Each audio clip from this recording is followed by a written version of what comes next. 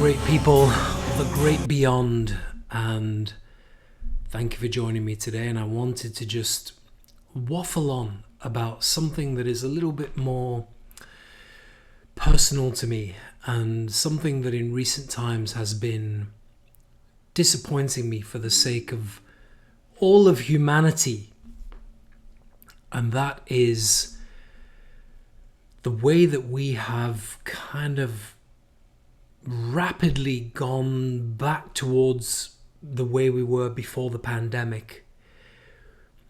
And I often feel that when something like that comes along, when something with the magnitude of the pandemic comes along, it's essentially a way of nature warning us that we're on a bad path. We're going in the wrong direction. We're just pushing too much all the time in every direction. You know, people are constantly pushing for more wealth, more power, more success, more possessions, more status. And with that comes this push, and of course it comes from many different levels. It comes from exploitation of desperation, but it also comes from enablement by political leaders and beyond. A push, for instance, like return to office. And I am an individual who, from the very early age of 4 or 5, already struggled with the idea of this rigid getting up at a specific time, going to a school or a class or whatever it was, and sitting with a group of people, and you were all considered identical and exactly the same. Everyone had the same background, the same goals, the same hopes, the same personality, the same anxieties or lack thereof. And when the pandemic came along, I think it was the first time in our entire existence that we were finally given an opportunity to reconsider life and try to make it better for ourselves and for everybody. And for many years, I mean, going back to 2010 and probably even before that, I'd already started to look at the idea and work with the idea of having some kind of a flexible work life, some kind of a hybrid work from home, work from the office mix. Back then, many of us were working on desktops or whatever it may be, so you couldn't exactly pick your desktop up, take it home, plug it in at home and work from there. So it was complicated. We had to look at different things.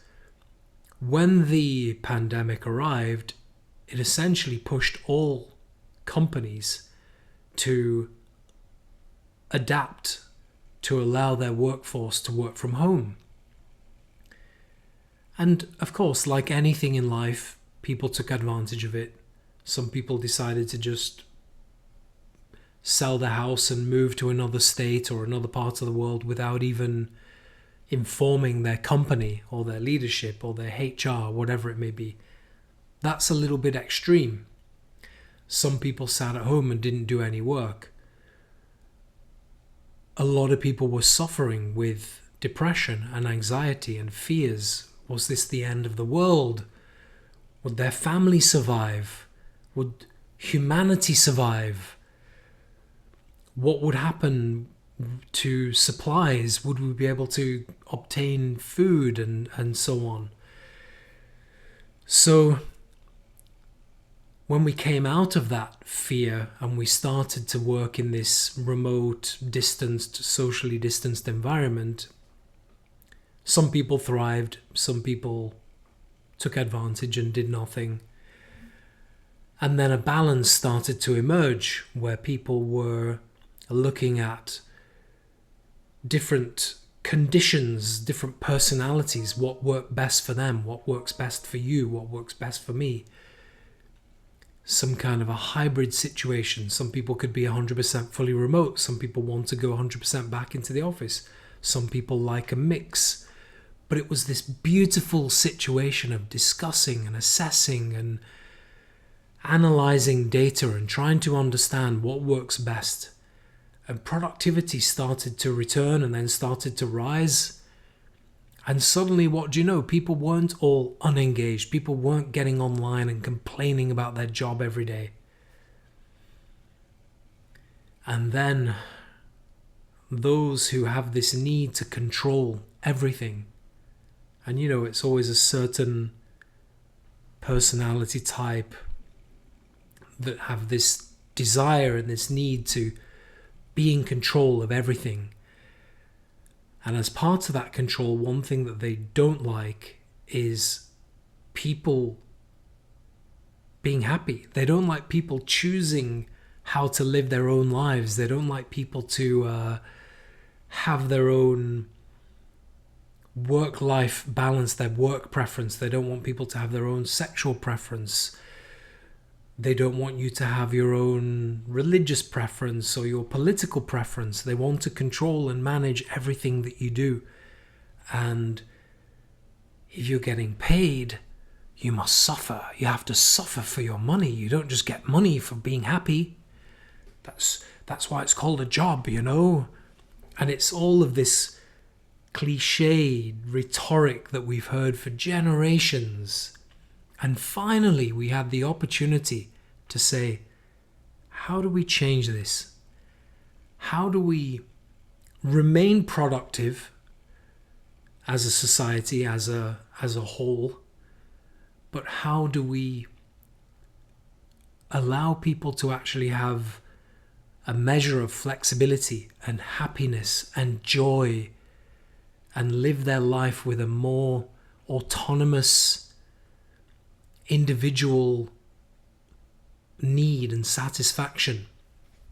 No, just return to the office. And I've been watching all of these videos of people commuting to the office, where people get on a train for an hour and then they wait at a train station for 20 minutes and then they take another train for 45 minutes and then they take a 45-minute walk and then they get to an office and sit in a cubicle and put a headset on and sit in calls.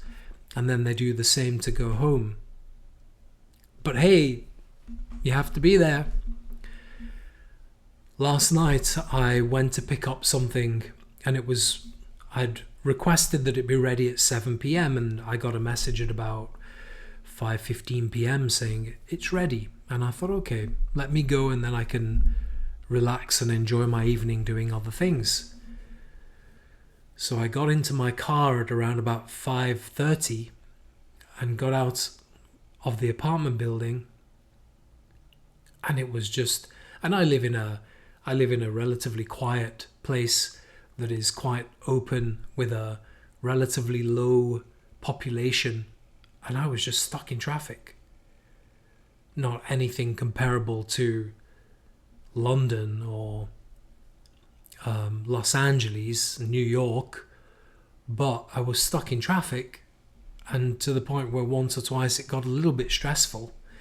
And I thought, all of these people are sitting here and it's 5:30. Everyone must sit there from 9 to 5. You cannot leave before 5, even if you're doing nothing. You just sit there at your desk and stare at your screen. And then 5 o'clock comes and says, no, I can't leave at 5 o'clock on the dot because then it looks like I'm not busy. So let me wait until 5:15. Oh no, other people are all leaving at 5:15. So let me wait till 5:20. And then finally at 5:25, everybody gets up and they're stuck in a traffic jam getting out of the car park, stuck in a traffic jam on the streets. And it's just a total mess.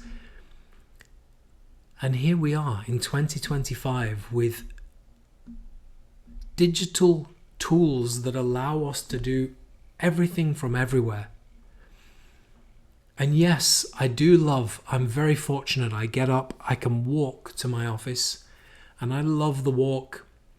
I love going in and seeing some people, chatting to them, just enjoying a different environment for a little while. But after I've been there for 4 hours, then I kind of get up and I come home and I sit here at my home office desk and I continue working and I'm interacting and I'm productive and I continue as and when. But I can get up, I can go and make a cup of tea, I can walk around, I can stretch my legs, I can wear shorts, I can wear flip-flops. And if you want to remove that from people, why? Because you're unhappy that somebody's comfortable? Or you're unhappy that somebody is more productive in a way that you don't enjoy? Some people I understand. I've interviewed many people and asked people in conversation, what's your preference? And some people say, I prefer to come into the office 5 days a week. Okay, cool. Why? Well, because at home I have 2 dogs, 3 children, and a husband or a wife, and I can't work when they're around me. And also I have no desk, I don't have monitors, my internet is terrible. Okay, fine, then you probably need to be in the office, or you need to, if you're fortunate enough to be able to try and invest in monitors, internet, and a space. I live alone. I'm very lucky. A lot of people would say I'm not lucky. A lot of people are terrified of living alone. Me personally, I like to live alone. I have peace and quiet when I want it. I have music playing when I want it. I have TV on with films or sport or whatever when I want it. But mostly I can focus. I can sit and work deeply.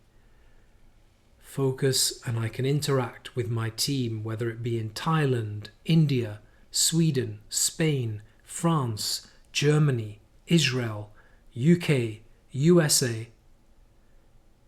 If I go into the office, I see people here in my local area. None of them are actually directly in my team, but I certainly in the office cannot see the guy from the UK or the guy from Germany or the guy from Thailand. I just simply feel bad that when the whole world is talking about artificial intelligence, digital transformation, and we have all of these tools and we have all of these ridiculously high-speed internet connections, we can literally sit on a bench at the beach and do our work just the same way that we can sitting in an office. And in fact, we'll be less distracted sitting on the beach, because in the office, somebody's always walking over to you and saying, hey, did you see something happened in the sport last night? Or some politician did something or other last night. I don't have time. I need to choose my gaps. So it's just all about control. But beyond that is the fact that people have just accepted it and gone back, and we're just returning to this increase. And the forces of nature must be accumulating. They're thinking, okay, you ignored this warning. Let's build something up. Let's build something that really comes and makes sure that you never return to the way you were before. And we should never want to return to the way we were before, but we don't want that to be caused by a complete natural disaster. Just try to work together to make life better for everybody, and don't try to force people to do what you want and work how you want and worship how you want and have sex how you want. Thank you for the therapy. Thank you for listening. Talk to you soon.